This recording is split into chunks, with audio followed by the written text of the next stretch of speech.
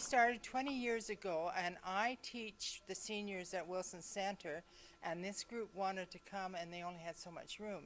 So we decided, they asked me if I would teach a class outside of this thing, which we did for about a year, and then we decided we just wanted to be a group. But we never seemed to have any problem keeping our numbers up, and everybody enjoys it, and we come from Langley, Maple Ridge, Port Coquitlam, Burnaby, all over to come to do it, and we just have a ball. The quilting is where you take a big piece of fabric, cut it up and sew it back together in any type of form or design you want. And there's so many designs out there.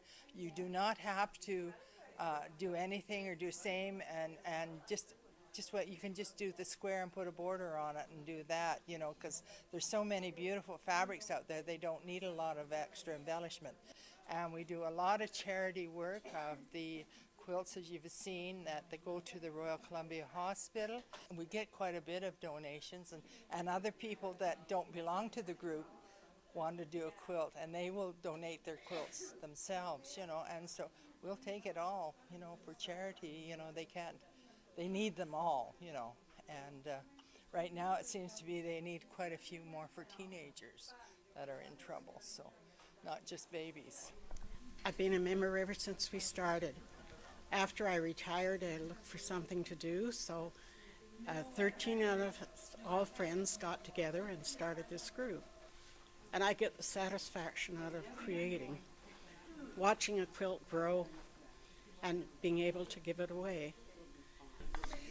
I think it's the only art where you take a piece of fabric and you cut it all up and then you put it all back together again, and it seems kind of ridiculous, but it really is a challenge, and it's lovely, and the patterns that come out of something like that is very, very satisfying.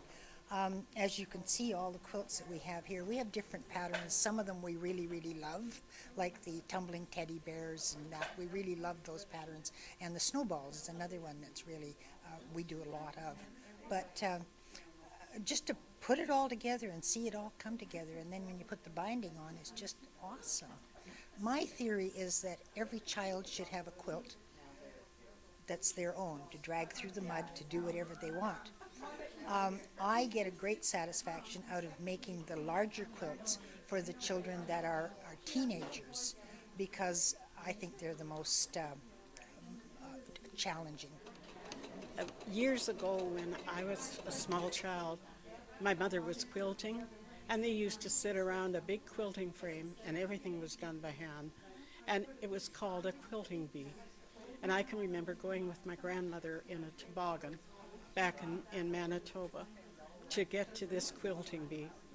And for us children, it was great to get together, and we used to play and horse around, and then there was the food, and every lady would bring something special. And it was just a wonderful day. A 10-year-old girl can remember this. 87 years later, and to get together now with a group like this, it's bringing back old memories and wonderful friendships. Happy quilting from the